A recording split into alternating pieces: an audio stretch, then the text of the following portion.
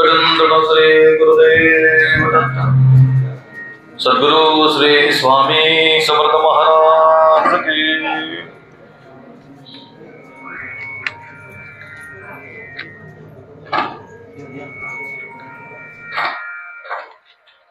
गुरुर्ब्रह्मा गुरुर्विष्णु गुरुर्देवो महेश्वरा गुरुर्साक्षात् परं ब्रह्म तस्मै श्री गुरुवे नमः। ब्रह्मानन्दं परमसुखदं केवलं ज्ञानमूर्तिं द्वन्द्वातीतं गगनसदृशं तत्त्वमस्यादिलक्षणम् एकं नित्यं विमलचलं सर्वधी साक्षिभूतं भावातीतं त्रिगुणरहितं सद्गुरुं तं नमामि। जगदीश्वर जगदुत्पत्ति च जगदुद्धारक जगत्पति जगत्पालकाय जगद्गुरु स्वामी समर्थ नमोस्तुते। जयांचे केले स्मरण होय सकल विद्येंचाधिकरण तेचे बंधू श्रीचरण श्री गुरूंचे ते नमस्कारुणी आता। गणपतराव जोशी जडात रमती व्यवहारे सारे विकल्प करते लोभी होता माणूस अति त्याने मुकुट दिला स्वामींचे जाणणी त्याचा भाव स्वामी राव घालती घाव पूर्ण केली देव घेव मुकुट परत करुणी त्याचे। श्री अनंत कोटी ब्रह्मांड नायक मायबाप अक्कलकोट सद्गुरु श्री स्वामी समर्थ महाराजांच्या या पावन पवित्र चरण कमलावर साष्टांग कोटी कोटी धन्यवाद। पुण्यतिथीचा 147वा पुण्यतिथी धर्मसंकीर्तन सप्ताह अनेक मठात मंदिरात केंद्रामध्ये स्वामी महाराजांची सेवा अनेक स्वामी परिवारातले सर्वच स्वामी सेविक अत्यंत मनोभावेने करीत आहात। काल परवा अक्कलकोट स्वामी महाराजांच्या पूर्ण कृपाशीर्वादाने श्रीगुरूंच्या आशीर्वादाने समाधी मठामध्ये सालाबाद सेवा करण्याचं भाग्य प्राप्त झालं आणि हृदयाच्या अंतःकरणाला प्रचंड परमानंद प्राप्त झाला। असं म्हटलं जातं, असं प्रमाण आहे, देवाची दारी वृथा क्षणभरी। एक क्षणभर जरी देवाच्या दारात बसला तर ईश्वराची प्राप्ती होत असते। पण तो क्षण कसा घ्यायचे हे महत्वाचं आहे। त्याच ब्रह्मांडाच्या मालकाच्या दारामध्ये जवळजवळ तब्बल 2 ते 3 तासाची सेवा स्वामी महाराजांनी करून घेतली ही कलाकोटीचं भाग्य आहे। कधी कधी असं वाटते की खूप पूर्वकर्म जन्माचं आपलं पुण्य आहे म्हणून तर आपण या ठिकाणी महाराजांच्या सानिध्यात आहे, महाराजांच्या सेवेत आहे। बहुत सुकृताची जोडी म्हणून विठ्ठल आवड त्याला तुम्हाला तुमच्या पूर्वकर्माचं पुण्य लागतं महाराजा, तेव्हा ईश्वराची भक्तीचा अंकुर तुमच्या हृदयामध्ये प्रगट होत असतात। एरवी अक्कलकोटला गेल्यानंतर दर्शन करायचं, प्रदक्षिणा करायची आणि निघून जायचं। एरवीची दर्शन यात्रा फार वेगळी असते आणि आता अक्कलकोटला म्हणजे सुखाचा आणि भक्तांचा प्रचंड महापूर आहे। त्याच्यामुळे आता क्षणभर बसलं की लगेचच पुढे जावं लागतंय। पण पराकोटीचं भाग्य असं की एवढं 2-3 तास महाराजांच्या सेवेत तिथं थांबावं लागलं, थांबवून घेतलं। त्याच्यामुळं मी तर आमच्या स्वामी महाराजांच्या जन्मोजन्मीची सेवा करून जरी उपकार फेडण्यासाठी जरी प्रयत्न केला तर ते कधीही संपणार नाही। उपकार या शब्दाचा फार महत्वाचा अर्थ आहे. कारण ईश्वराचे उपकार तुमच्या किती आहेत, संतांचे उपकार तुमच्यावर आहेत. काय सांगू आता संतांचे उपकार. मज निरंतर जागविते. संतांचे उपकार महाराजा तुमच्यावर इतके आहेत की तुम्हा मला क्षणाक्षणाला जागवतात, पण आपण जागे होत नाही. जो झोपलाय त्याला जागा करायचा काहीच अडचण नाही, तो काही सेकंदातच उठून जाईल. पण ज्याने झोपेच सोंग घेतलंय त्याला उठवणं फार अवघड होतं. आणि मग काय सांगू आता संतांचे उपकार. त्यांचे उपकारच तुमच्या एवढे की तुम्हाला आम्हाला ईश्वराची भक्ती म्हणजे काय, नामस्मरण म्हणजे काय, भजन म्हणजे काय, आणि मनुष्य जन्माचा उद्धार करण्याची अनेक साधनं जी सहज आहेत, सुलभ आहेत, ती नुसती सांगितली नाहीत तर आमच्याकडून त्यांनी ती करून घेतली. आणि असाच एक उपकार स्वामींनी प्रत्येक भक्तांवर, प्रत्येक जीवावर केलेला आहे. तो पहिला उपकार काय माहितीये का, की आपण या कलियुगामध्ये मनुष्य देह घेऊन जन्माला आलो. हे देवाचे उपकार आहेत आपल्याला. मनुष्य देह मिळणं इतकं सोपं नाहीये. आणि तो मिळला तर तो कळला पाहिजे, आणि कळला तर तो समजला पाहिजे. हा देह तुम्हाला भगवंताने प्राप्त करून दिला, तो कशासाठी दिला. कधीतरी आत्मचिंतन तुम्ही करायचा प्रयत्न करतच नाही, तसे तुम्हाला त्याची काही गरज पडत नाही. पण जिज्ञासू लोकांसाठी फार गरजेची गोष्ट आहे. आपला जन्म कशासाठी झालाय, आपल्याला भगवंतानी मनुष्य देहामध्ये जे काय आपल्याला देह दिलाय तो केवळ भगवंताचं भजन, पूजन आणि सेवा करण्यासाठी दिला. आता या स्वामी परिवारामध्ये आता खूप स्वामींचे अनंत भक्त झाले. आणि का होऊ नये, अनंत कोटी ब्रह्मांड नायकाचे मालक आहेत. त्याच्यामुळे त्या मालकांचे तेवढी भक्त परिवार हा वाढत गेला. पण भक्त परिवार वाढत असताना भक्तांनी भक्त म्हणजे काय हे समजणं फार गरजेचं आहे. भक्ताचे 4 प्रकार पडतात. आर्तभक्त म्हणजे जो संकटात सापडल्यानंतर देवाचं धावा करतो. द्रौपदी आठवले. आता या जुन्या लोकांना महाभारत, रामायण आम्ही काही सांगायला गेलो की लोक म्हणतात माहिती आम्हाला. रामायण माहित नाही हो. रामायण तुम्ही तुमच्या घरातच चालू केले की काही लोकांना सांगायचे, तुम्हालाही मला सांगायची काही गरज पडली नाही. रामायण आपल्याच घरात चालू झालं हे आम्हाला कळलंच नाही, तरी लोक म्हणतात रामायण माहितीये ना आम्हाला. काय माहितीये रामायण तुम्हाला फक्त राम आणि रावण या 2च गोष्टी माहिती. म्हणजे काय, एक चांगलं वाईट गोष्ट माहितीये. राम म्हणजे चांगला आहे का नाही, रावण म्हणजे वाईट.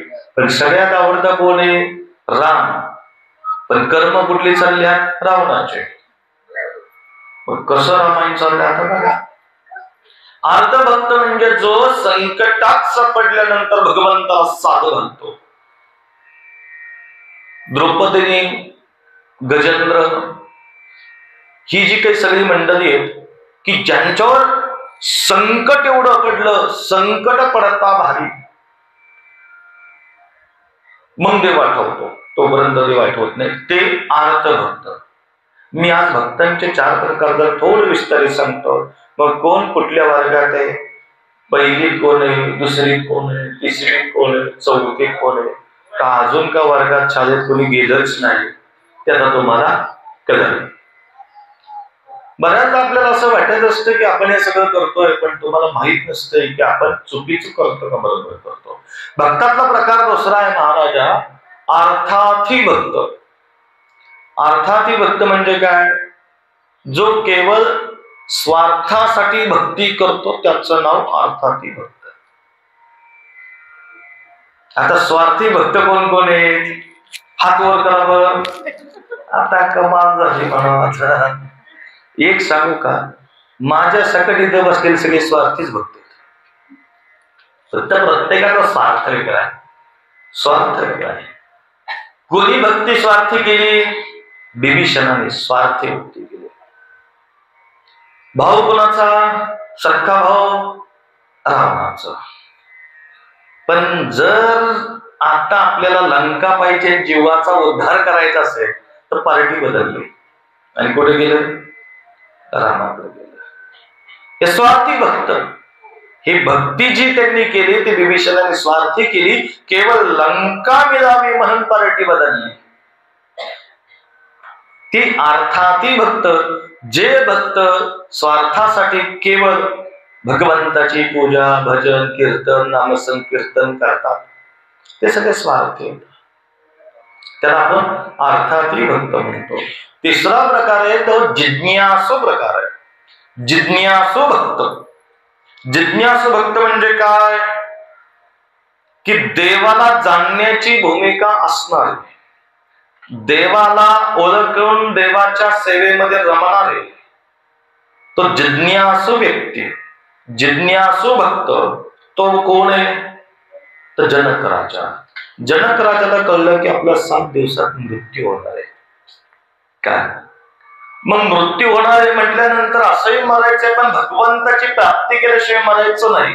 मग भगवत प्राप्ती करण्यासाठी काय करावं? म्हणून भागवत ऐकलं आणि जीवनाचा उद्धार झाला, देवाची प्राप्ती झाली. जिज्ञासू भक्तांना देवांची प्राप्ती. आणि सरते शेवटी ज्ञानी भक्त, ज्याला देव कळल्यानंतर चिरंतर भगवंताची सेवा, अर्चना, पूजा करत असतो, असा ज्ञानी भक्त कोण आहे? हनुमंतराय. की जे चिरंजीव आजही भक्ती आहे त्यांची.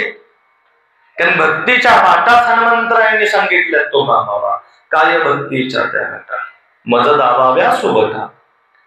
मग या 4 भक्त परिवारामध्ये, वर्गामध्ये बसलेल्यांनी विचार करा आपला कुठल्या वर्गात आहे. तसं या अर्थाती भक्त मध्ये एक भक्त होता अक्कलकोटला, त्याचं नाव गणपतराव जोशी.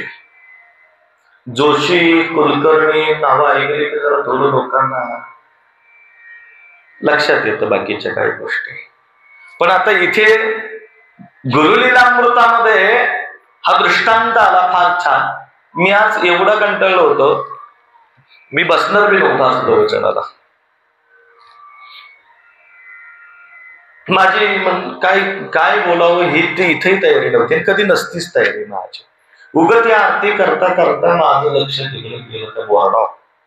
काय आधी गणपतराव जोशी मला दिसले. म्हणलं ह्यांची आज गरज मोठा आहे. तर त्यांना ते बोर्डावर खाली घेतलं. काय आणि तुमच्या समोर आज सांगतोय काय? गणपतराव जोशी जडात रमते, व्यवहार सारे विकल्प करती. लोभी होता माणूस अति, त्याने मुकुट दिला स्वामींचे. जाणूनी त्याचा भाव, स्वामी राव घालते घाव. पूर्ण केली देव घेव, मुकुट परत करोनी. साधा अर्थ सांगतो एकदम मराठी. गणपतराव जोशी नावाचा एक भक्त होता. त्याचा व्यवसाय काय होता? तर जगात म्हणजे हिरे, माणिक, मोती हे सगळे वस्त्र अलंकार त्याचे देवघेव करणे असा त्याचा एक व्यवसाय होता. स्वामीजींच्या चरणावर एक विनंती केली आणि प्रार्थना केली आणि त्याचा नवस पूर्ण झाला. आणि नवस पूर्ण झाल्यामुळं त्याने बोलता बोलता सहज नवस केला की स्वामींना मी सोन्याचा मुकुट अर्पण करेल. पण त्याचा भाव मुकुट अर्पण करताना शुद्ध नव्हता. म्हणून महाराजांनी देवघेव केली, व्यवहार पूर्ण केला. त्यांनी मुकुट घेतला, स्वामीजींना दिला आणि त्याचा जीव खालीवर व्हायला लागल्यामुळे परत त्यांनी रिटर्न स्वामीजींनी दिला. असा त्याचा अर्थार्थी भाव आहे. दृष्टांत फार छोटा आहे, पण त्याच्यात मतीचा अर्थ फार रहस्यमय घडलेला आहे. गुरुलीलामृत पारायण बरीच लोक करत नाहीत. आता स्वामींची पुण्यतिथी चालू आहे, म्हणजे सप्ताह चालू आहे, बरोबर. पण या सप्ताहामध्ये कुठलं वाचन केलं पाहिजे? गुरुचरित्र वाचलं पाहिजे का गुरुलीलामृत वाचलं पाहिजे? काय तुमचं मत आहे याच्यावर? मला आम्ही वाचतच नाही, त्याच्यामुळे आमचं काही मतच नाही. जी वाचते त्याला विचारा. मुळात असं आहे की या पर्वकालामध्ये वास्तविक पाहता गुरु लीलामृतच पारायण झालं पाहिजे. काय झालंय, काही ठिकाणी मला कोणाला कुठल्याही याच्यावर बोलायचं नाहीये, पण माझं काम आहे की ज्या गोष्टी योग्य आहेत त्या सांगणं. आणि उगीच जर मी तुमच्यासारखा जर खाली बसून म्हटलं हा तुम्ही करताय बरोबर आहे, तर चुकीच होईल. स्वामी महाराजांच्या या पुण्यतिथीच्या पर्वकालामध्ये स्वामी सारामृताची पोथी असेल, गुरु लीलामृताची पोथी असेल, हे वाचणं गरजेचं आहे. अनेक जण स्वामी परिवारातले, तुम्हाला स्वामी जर कळवून घ्यायचे असतील, स्वामींचं यथार्थ चरित्र जर का तुम्हाला पाहायचं असेल, तर तुम्ही सगळ्यांनी गुरु लीलामृत वाचायला सुरुवात करा. जो गुरु लीलामृत ग्रंथ 53 अध्यायाचा, पण काही असलं की आपल्याकडे गुरुचरित्र सुरू झालं. गुरुचरित्र आणि स्वामी चरित्र वेगळं नाहीये. स्वामी दत्तांचा अवतार तया माझा नमस्कार, त्यात भेद नाहीये, पण अवतार कार्य वेगवेगळे आणि त्या अवतार कार्यामध्ये ते गोष्टी करणं गरजेचं आहे. आलं का लक्षात? सगळे देवता एकच आहे, ईश्वरी तत्व एकच आहे, पण प्रगट्यकरण भाव वेगळा असल्यामुळं सेवा वेगवेगळ्या पद्धतीची केली जाते. आता गणपती बसल्यानंतर गणपती समोर एखादा मारुतीची आरती म्हणत का? म्हणतात गणपती भाद्रपद महिन्यात बसले आणि आरती सुरू झाली आणि गणपतीच्या समोर आपण मारुतीची आरती म्हणते, सत्रांगे उड्डाण ओंकार वदने करी ढळ, चालेल का? नाही चालणार. का? एकच आहेत ना सगळं देव, पण प्रागट्यकरण वेगळं असल्यानंतर सेवा सुद्धा त्या प्रागट्यकरणानुसार करणं गरजेचं असतं. आणि म्हणून याच पर्वकालामध्ये माझी सगळ्या स्वामी परिवारातल्या किंबहुना स्वामी जे काही भक्त आहेत त्या सगळ्यांना प्रार्थना राहील, जर काही पारायण करायची असते तर तुम्ही गुरु लीलामृताचं पारायण करा. कारण गुरु लीलामृताचं पारायण केल्यानंतर तुम्हाला खऱ्या अर्थाने गुरु म्हणजे काय हेही कळेल आणि स्वामी जी काय आहे, स्वामीजींना ज्या आपण अनेक कथा गोष्टी किंवा आधी करून बाकीच्या सगळ्यातून ऐकतो पाहतो, त्यातून मूळ स्वामीजी काय आहे, मूळ तत्व स्वामीजींचं काय आहे, मूळ चरित्रातल्या काही गोष्टी आहेत त्या तुम्हाला तिथे कळते. अक्कलकोटमध्ये गणपतराव जोशी नावाचा एक महान विद्वान श्रीमंत गर्भश्रीमंत असा एक सदग्रस्त होता आणि त्याचं जे काही व्यवहार करण्याचं उदरनिर्वाहाचं साधन होतं ते म्हणजे हिरे माणिक नवरत्नांची देवाणघेवाण करणं, असा त्याचा व्यवसाय होता. महाराज व्यवसाय अत्यंत चांगला चालला, इतका चांगला चालला की मस्त चाललंय सगळं तिथल्या तिथं. पण अचानक झालं असं, आर्तभक्त त्याची धर्मपत्नी प्रचंड अडचणीत आली आणि प्रचंड आजारी पडली. एवढी आजारी पडली की वैद्यांनी सुद्धा सांगितलं की आता आमचे हात टेकले, आता आम्ही काय करू शकत नाही, जे काय असेल ते देवावर सोडा. ही एक भारी आहे बरं का. सगळं विज्ञान म्हणतं आमचं विज्ञान लय श्रेष्ठ, डॉक्टर म्हणतात लय ओके, तंत्रज्ञान अमकं तमकं, 10-10, 20-20 लाख रुपयाच्या मशनी, 1-1 कोटीच्या मशनी, माणूस हात घातला की सगळं फोटो काढून तुमचे बाहेर फोटो निघतात, तिथं मशनीला आतही फोटो काढून देतात का? पण त्याचा शेवट अंतकाळ जर का आला की मग ते डॉक्टर 20 लाख 25 लाख 50 लाख बिल घेऊन म्हणतोय आता आपल्या हातात काही नाही.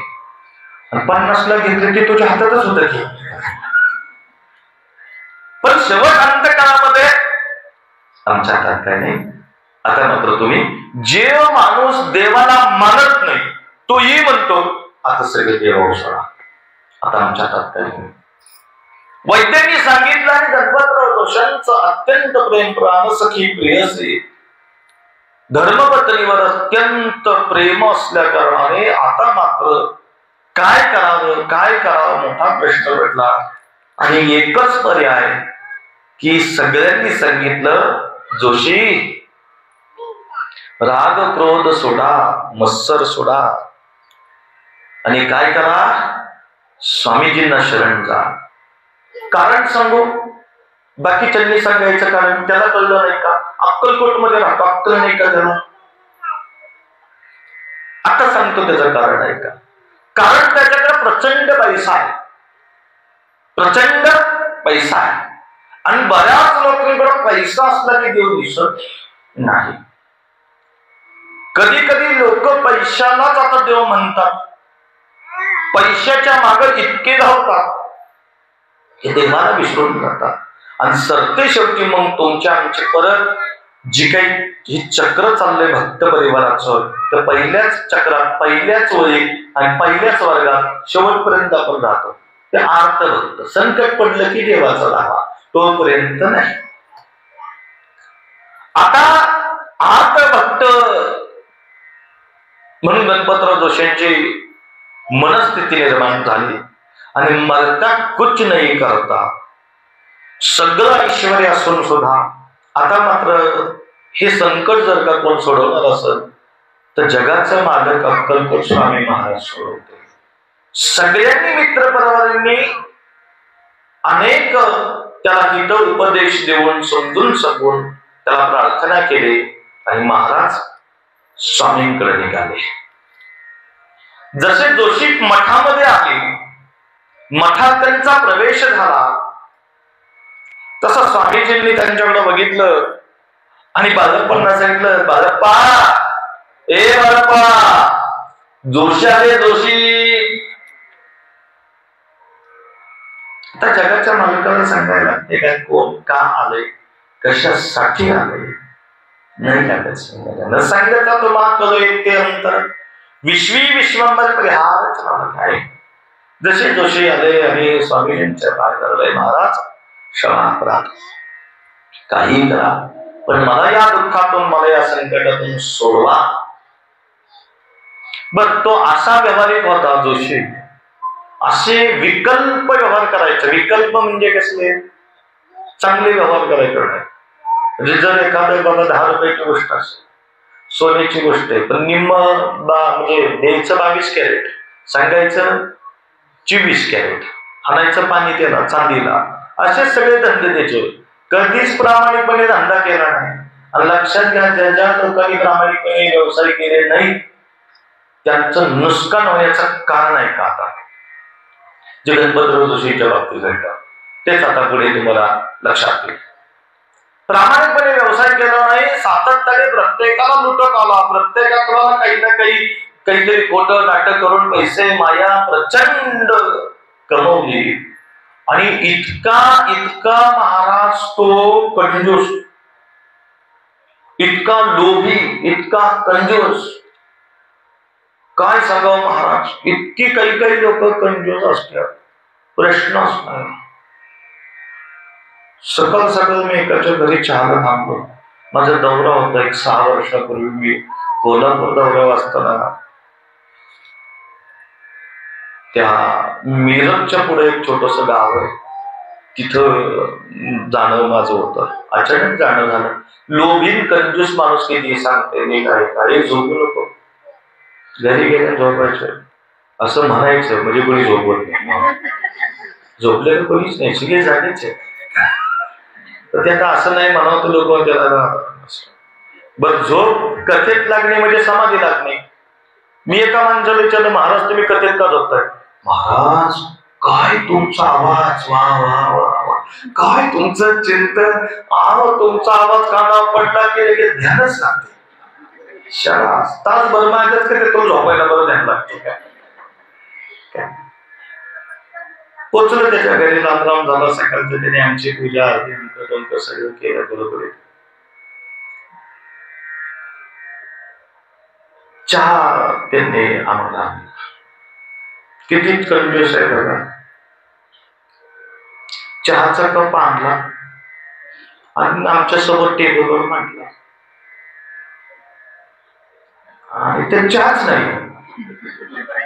आणि मी अवघ्या महाराष्ट्र झालं, कर्नाटक, आंध्रा लय फिरलो. मला असलं गिऱ्हाईकच गावलं नव्हतं. असा ट्रे, त्याच्यात तांब्यात पाणी, आमकन चहाचं कबशी त्याच्यावर कप बशी आणि ती गबशी आणि आधी घेऊन टाकली. म्हटलं म्हणजे महाराज छान. कप घेतला हातात, मी बशी घेतली. डोकावते काहीच नाही त्यात. तर मला कसं वाटलं इकडे पद्धत वेगळी असं. काही बघा सिटीमध्ये हायफाय लोकांच्या कप अशा मोकळ्या मागतात आहे का नाही पुढं. आणि नंतर मग ती दुसरी गाडी येते, मग त्याने पाणी वाचायचं, मग त्यात ती गरम पाणी आमकत तमकत ते तुमचं तुम्ही चहा करून प्यायचं. एवढा उद्योग करायचं त्या हॉटेलला गेलो असतो, तुझ्या घरी यायचं काय. आणि मी म्हटलं झालं बाबा, 15-20 मिनिटं झाली. आत्ताचे रिकामाच कप आहे, पाणीच पिलो, चहाचे सकाळचे तलब झालेले, चहा नाही. मी म्हटलं ते आले तेवढ्यात, म्हटले महाराज चला आता आपण तुम्हाला दुसरं घर दाखवतो. अरे म्हटलं चहा,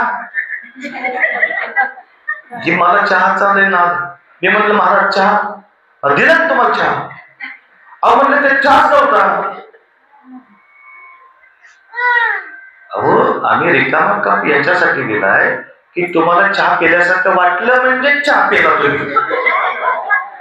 इतकं कंजूस गेल्या का असतं ना असं. मी सकाळी ऐकलं महाराजच्या काय झालं, एका कैद्याला फाशीची शिक्षा ठरवली. फाशीची शिक्षा ठरवल्यानंतर वैज्ञानिकने तर सगळे शास्त्रज्ञ तज्ञ आले, म्हणजे असाही मारणार होती ते आमच्याकडे द्या, त्याच्यावर आम्हाला प्रयोग करायचा आहे. सरकार अमेरिकेच होतं, म्हणजे जा घेऊ. त्यानं असं बांधलं खुर्चीला, त्याला सांगितलं की आता तू असाही मारणारी फाशी देणार होते, आम्हाला तुझा प्रयोग करायचा, विषारी नाग आणणार आहे आणि तुझ्या हाताला चावायला की ती विष किती जाते ह्याचा प्रयोग करायचा आहे. सगळी तयारी झाली. नाग बीक त्याच्या पुढे मारलं, डोलतोय होते. ओरिजिनल नाग, हात बीक बांधले, डोळे बिळे बांधले आणि 2 सोया त्याच्या हाताला टोचल्या. मिलन ते साप चावायचा विषापच नाही. आणि शरीराचे चेकअप केले तर त्याच्या शरीरामध्ये विष लावलं सापाचं. साप तर चावलाच नव्हता. 2 टाचण्या टोचले ते मी येलो. शरीरात गावलं काही पोस्टमॉर्टम रिपोर्ट मध्ये सर्पदोष आणि मृत्यू. कसं काय? तुम्ही तुमच्या मनाने जो विचार करता का तेच विचाराचं अमृत आणि विष शरीरामध्ये प्रकट होतं. 70% रोग तुम्ही तुमच्या हौसनी मागून घेतलेले. हौसनी आणि प्रामाणिकपणे सांगतो, 70 ते 80% रोग होण्याचं एकमेव कारण तुमच्या मनाची अस्थिरता. आता साप चावला का तेव्हा नाही, पण नुसतं टोचलं तर विष त्याच्या शरीरात जातो. हा दृष्टांत मला त्यांनी सांगितला. कोणी ज्यांनी रिकामा चहाचा कप मांडला त्यांनी म्हणलं तसंच आहे, नुसतं तोंडाला लावायचं आपल्याला सांगतो. इतकं कंजूस असतंय. आणि गणपतराव जोशी आमचे महाकंजूस. जोशी म्हणजे आमची कंजूस. मी आमच्या गुरुजीकडे कार्यक्रम म्हणजे अप्रेंटिसला शिकायला होतो. गुरुजी आमचे एवढे खतरनाक. सुपारी जरी पडली ना, सुपारी राहिली, आम्ही गावी बसलो तरी आपण माहिती साहित्य सुपारी पडली करून काय माणूस यापासून परीक्षा केली. एकदा 3 किलोमीटर माघारी आलो आणि मला म्हणले तू ते सुपाऱ्या 27-30 होत्या, 29 होते, 1 सुपारी कुठं पडली असेल तिथं. आणि आम्ही काही छोट्या छोट्या गोष्टीकडे आपण लक्ष देत नाही. माघारी गेलो 5 किलोमीटर आता 5 किलोमीटर पेट्रोल मध्ये किती आले असते सुपाऱ्या, पण तीच सुपारी आणली त्यांनी. काही काही लोक जोशी महाराज असेच होते, धंदे उलटे वलटे केले, सगळे उद्योग करून ठेवला. महाराजांच्या चरणाशाला आणि महाराजांनी म्हटलं की काही करा, संकटातून मुक्त करा, माझ्या धर्मपत्नीला वाचवा. आणि त्यांनी मनोमन स्वामीजींना नवस केला की जर माझं संकट दुःख दूर झालं तर मी तुम्हाला सोन्याचा मुकुट अर्पण करेल. बरीच लोक नवस करतात, पण अशी नवस करतात काय बोलायचं नाही. आणि काय काय लोक नवस करून नवस त्यांच्याही लक्षात नसतो, ते फेडत बी नाहीत. एक तर लक्षात घ्या, पहिली गोष्ट, तुम्ही आणि देवाला देणारे कोण. दाता तो इतका मोठा शूरवीर महाराज आहे, तो नवस करायची गरजच काय पण महाराज, पण त्यांनी नवस केला. असे अनेक लोक चालता बोलता देवाच्या पाया पडतात, म्हणजे तेव्हा अंक उदे 5 नारळाचं तोरण बांधले. एकाने तोरण बांधले तिथं, की ह्याच खोटीला मीच होतो ते दुपारच्या टायमिंगला 3 महिन्यापूर्वी. म्हणला महाराज तोरण आणते. आता मी म्हटलं ठेव तिथं. नाही नाही म्हणला, नवसाचं तोरण आहे, आपली इच्छा पूर्ण झाली. काय नाही बस होता म्हणला, शेजारचा मूल जळावं म्हणून प्रार्थना पेटला. म्हणला 5 नारळ तोरण कुठं बांधतो. म्हणलं माझ्या डोळ्यात बांधा.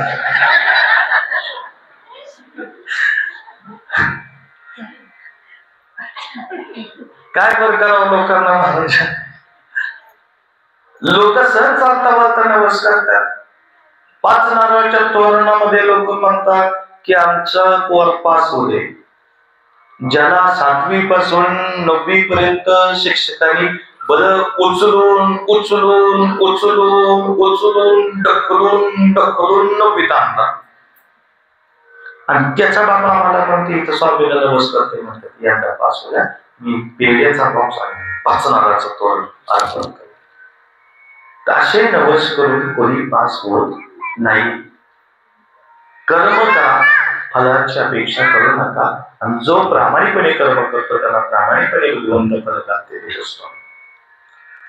शेवटी प्रत्येकाचा भाव वेगवेगळा असतो, आणि प्रत्येकाच्या भावात असं असतं की श्रद्धेने माणूस बोलत असतो, काही श्रद्धा असते, आणि त्या श्रद्धेने तो बोलला खरा. आणि भगवत कृपेने स्वामी महाराजांच्या कृपेने ज्या दिवशी नवस केला त्याच दिवशी त्याची धर्मपत्नी ठणठणीत वरी झाली. 1 महिना गेला, 2 महिने गेले, त्याच्यावर नवस म्हणजे बायको चांगली झाली म्हणून काशी यात्रा केली. 6 महिने जाऊन आला, पण नवस स्वामींचा पूर्ण करायला तयार राहिला. बरीच लोक असं म्हणतात की नवस करून जातात, आणि देवाने ज्याप्रमाणे तुमचं कार्य पाहिजे त्याप्रमाणे कार्य जरी झालं तरी लोक काही काही नवस पूर्ण करत नाहीत. नवस या शब्दाचा अर्थ काय मला एकदा कळणं गरजेचं आहे. पहिली तर गोष्ट, नवस हा प्रकार प्रार्थनेतून आलेला आहे.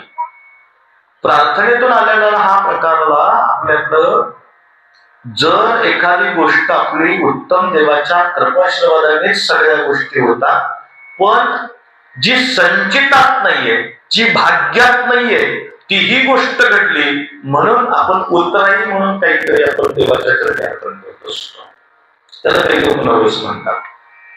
पण या सगळ्यात नवस हा शब्द मला तरी काही फारसा आवडत नाही. कारण व्यवहार करतोय आपण कोणावर, जगाच्या मालकावर व्यवहार करायला निघालो. आपली पात्रता काय आहे की आपण त्यांना काहीतरी देऊ शकतो. आपली खरं तर वास्तविकता काहीच पात्रता नाही की आपण देवाला देऊ, उलट त्याचे आपला आनंद उपकार आहेत म्हणून आपण इथं आहोत. झालं बाबा, मग बरीच सगळे काही त्याचे परमार्थिक स्नेही भेटले आणि सांगितलं बाबा जोशी आहो छान झाले, आता तुमचे सगळे कामं मार्गी लागली, व्यवसाय चांगला चाललाय, पदवी उत्तम आहे. मला असं कळलं होतं तुम्ही बोलता बोलता बोलून गेला, नवस केलं स्वामींना, तेवढा पूर्ण करा. आता त्याची इच्छा नव्हती, कारण माणूस असा आहे, काम होईपर्यंत भक्त जवळ जातो. एकदा का त्याचं काम झालं की त्याच्याकडे एकच अभंग असतो, घाले लोटांकन बंदी डोळ्याकडे पाहून बहिरवीच.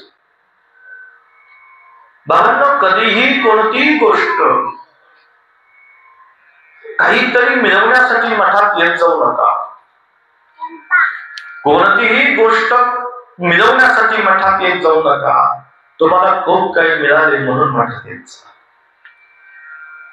आणि खरंच तुम्हाला जर बारकाईने पाहिलं तर तुम्हाला खूप काही मिळालेले. तुम्हाला चांगलं देह मिळाला, आपल्याला चांगल्या कुलात जन्म मिळाला, आपल्याला हिंदू सनातन धर्म संस्कृतीमध्ये जन्म मिळाला, आपल्याला स्वामीजींची सेवा करण्याचं अहोथोर भाग्य प्राप्त झालं. हे खूप काही मिळालेलं आहे तुम्हाला. आणि एक स्वामीजींचं नाव घेण्यासाठी कितीतरी जन्माचं भाग्य तुम्हाला लागतं, तरी भाग्यवान आहात म्हणून तुम्हाला इथे मठामध्ये तुम्हाला सेवा करायला मिळते. पण माझी स्वामींनी इच्छा पूर्ण केली नाही म्हणून जर का आपण देवाकडे जायचं बंद करत असाल तर भक्ती घडत नाही. हाला व्यवहार मानतात. आणि हा व्यवहार गणपतराव जोशींनी केला आणि तो त्यांना इतका भोवला, प्रचंड त्रास द्यायचा. मला माझ्या देवाने जर ही गोष्ट नाही दिली आणि मग मला कुठली गोष्टीचा फरक पडत नाही, मी ह्या मठात जाणार आहे, अशी वृत्ती ठेवतात बरीचशी लोक. ठेवू नका. असं काही नाही होत. कुठेही गेला ना तुम्ही, देव तिथं एकच आहे. फक्त तुमचा अंतःकरणातला भाव, भक्तातला प्रकार, अर्थ, अर्थार्थी, जिज्ञासवने ज्ञानी, ह्या 4 प्रकारातून तुम्हाला पुढे जायचंय. पहिल्या प्रकारातून पुढे गेल्याशिवाय तुम्हाला स्वार्थ सुटणार नाही. स्वार्थ सुटला तुमचा की ज्ञानी व्हाल, तुम्ही जिज्ञासू व्हाल, आणि जिज्ञासू झाले की ज्ञानी व्हाल, आणि मग ईश्वराची प्राप्ती. हे 4 वर्ग तुम्हाला पारच करावं लागणार आहे. पण तुम्ही ह्या वर्गात चांगलं शिकवत नाही, शिक्षक चांगला नाही, ह्या शाळेत शिक्षक चांगला नाही म्हणून दुसऱ्या वर्गात गेला म्हणून अभ्यासक्रम बदलत नाही. लक्षात घ्या, अभ्यास तोच राहतो, अभ्यास तोच राहतो. शिक्षक बदलला म्हणजे काय अभ्यास बदलत नाही, अभ्यास तोच राहणार आहे. त्याच्यामुळे विद्यार्थ्यांनी तो अभ्यागत केला पाहिजे, तेव्हा ती पोरग असं होणार नाही. पोरग नापास झालं म्हणजे शिक्षकाचा दोष आहे का? तुम्ही असं करता का? तुमचं पोरग नापास झालं वर्गात किंवा एखाद्या विषयाला मार्क कमी पडला, तुम्ही शिक्षकाला म्हणता का तुमचा दोष आहे? आणि जर तुम्ही असं म्हणत असाल ना तर तुमच्यासारखे महामूर्ख मुलीच नाही. त्याचं कारण असं आहे की शिक्षक तो त्याच्या पद्धतीने कार्य करत असतो. विद्यार्थ्यांनी विद्यार्थ्याचा अभ्यास करणं हे त्याचा धर्म आहे, आणि त्याने त्याचा धर्म केला तर महाराज नापास व्हायचा संबंध येत नाही. मोठ्या पराकष्टाने गणपतराव जोशींनी कसं तरी ते सोन्याचा मुकुट बनवला. ते बनवायला घेत असताना विकल्प किती मनात बघा. सोन्याचा द्यायचा, कसला? सोन्याचा द्यायचा मुकुट स्वामींना. सोनं काही सोपं नाही, आहे का नाही? त्यांनी काय केलं? निम्म सोनं निम्म पितळ केलं. देवाला द्यायचं म्हणजे लोक हुशार असतात. आता आम्हाला चांगलं माहिती, सत्यनारायणची पूजा असते ना, लोक पूजेचे साहित्य गेले होते, हा देवाला लागतात 5 फळं द्या. आता हातगाडीवर देवाची फळं वेगळी आहे, साखरपुड्याची वेगळी आहे, खायची वेगळी आहे. 3 प्रकार आहेत हातगाडीवर. देवाची पाहिजे ही उलटी बारकर सफरचंद, त्याला इकडून मग घसरलेला असतो, पलीकडून निघालेला असतो. ते चिप्पू आहे का गुटी आहे तीच कळत नाही. केलं तर निम्म खराब झालेलं असतं. खराब माल जेवढा आहे ना ते सगळं देवाचा. तुम्ही देवीला साडी घ्यायला जाणार, लोक चांगली देवीला साडी म्हणले ना ते ठरलेलंच आहे सगळं. ते काठापत्राची हिरवी साडी बारीक साधारण पातळ, आणि तिला घ्यायची म्हणल्यावर अख्खं कपाळ खाली घ्यायला मी दुकानदार, आणि देवाला घ्यायच्या ठीक आहे छान छान छान छान काय छान. वरमाहिनी साडी नेसली की तिची 35,000ची, आणि देवीला कलश हळणी साडी कितीची? 150 रुपयाची. कसं मला सांगा त्या बाईच्या मुलीचं लग्न उत्तम केलं? तुम्ही देवात भेदभाव करू नका.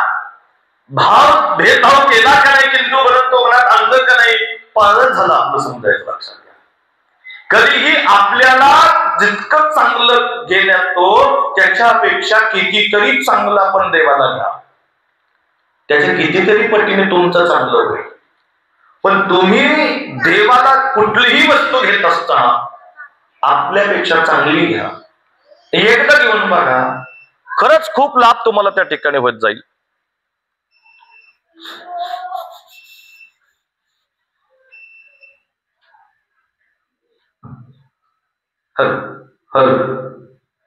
असू द्या. नाही, त्या लाईटच्या जो पवनदेव आहे ना, त्यांना तुमची काळजी. त्यांना वाटलं की आता आपण नाही इथं प्रवचन ऐकायला गेलो तर सगळी उठून जाते. त्याला कालचे झालं, मुकुट करायला सुरुवात झाली. मुकुट करताना प्रत्येक मनामातीच सोनं एवढं जाते, एवढं सोनं जाते, कसं काय करावं, मग टाक पितल. असं करून करून इतका त्याच्यामध्ये विकल्प भरून भरून त्याने तो सोन्याचा मुकुट बनवला.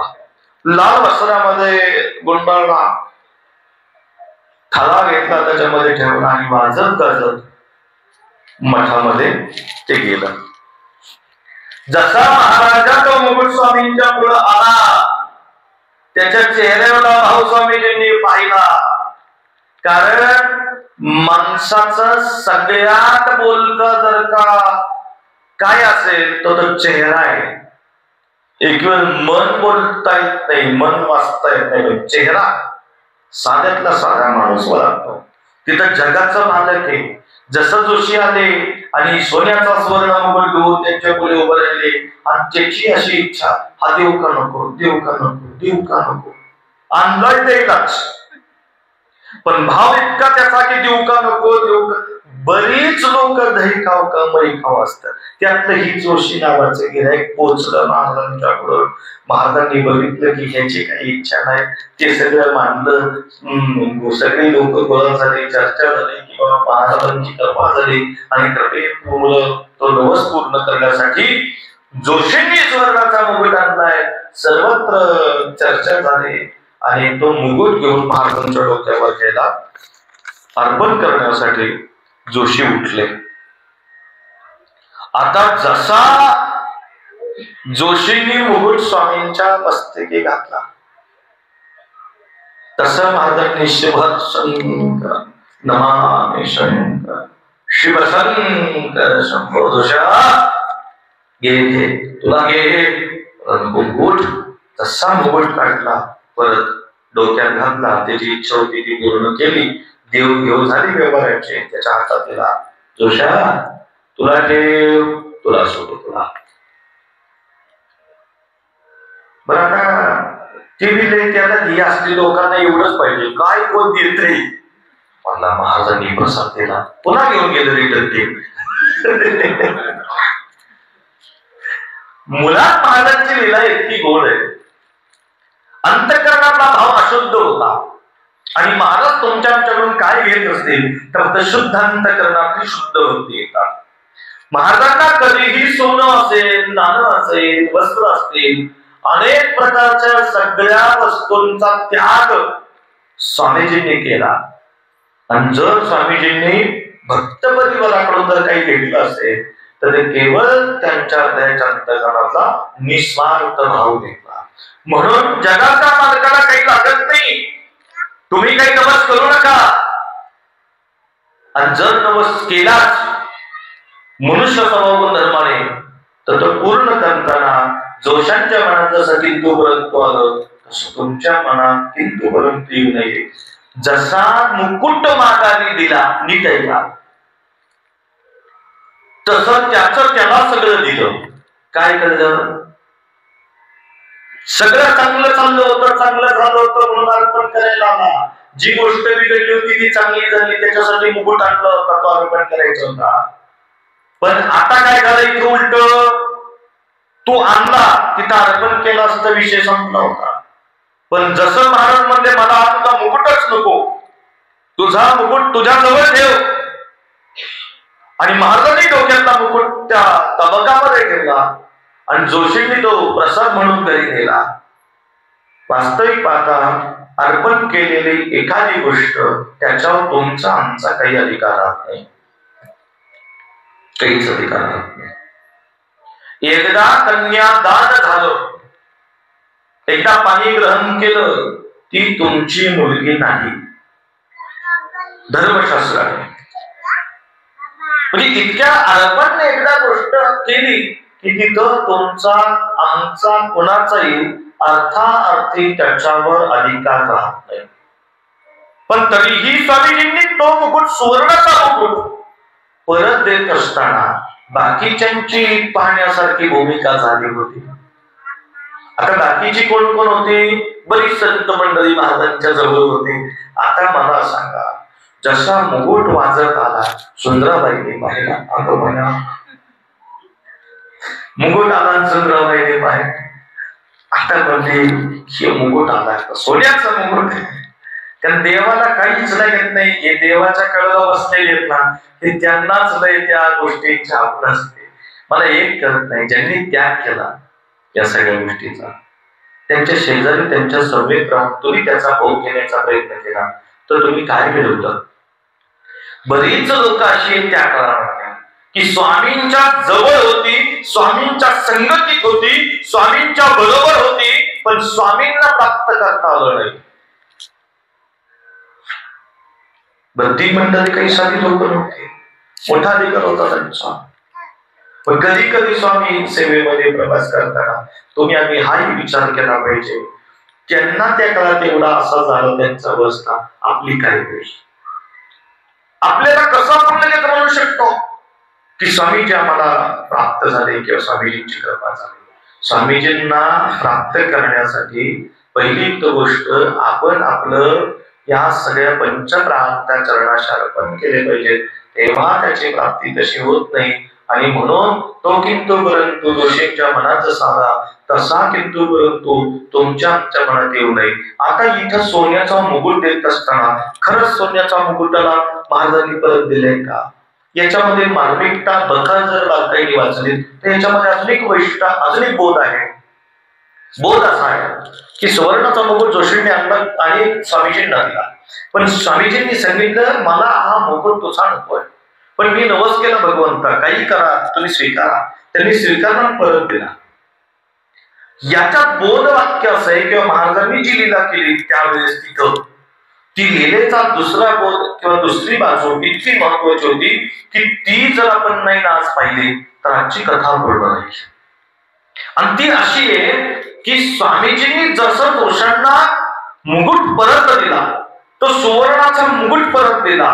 मुकुट म्हणजे डोकं, डोक्यावर जे छत्र घालतात ना त्याला मुकुट म्हणतात, लक्षात घ्या. आता मला सांगा, तो स्वामीजींनी डोक्यात घातला, नीट ऐका, स्वामीजींनी डोक्यात घातला, परत त्यांना दिला. त्यांनी काय करावं? त्यांनी तिथंच ठेवायला पाहिजे होता, पण मुकुट तो नंतर त्यांनी घेऊन गेला गणपतरावनी. याचा अर्थार्थी भावार्थ असा आहे की देवाने त्याच्यावर तशी कृपाही केली.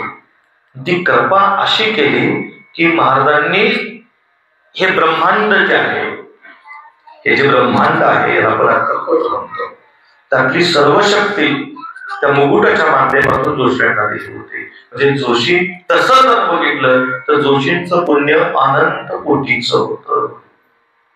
गोष्ट कुठलीही घडू द्या, त्या दोन अर्थ असतात, एक चांगला आणि एक वाईट. लक्षात घ्या, गोष्ट काही घडू द्या, दोन अर्थ निघतात, एक चांगला निघतो एक वाईट निघतो. आपल्या बुद्धीवर आहे अवलंबून, पण चांगला घ्यायचा वाईट घ्यायचा ते आपल्यावर अवलंबून.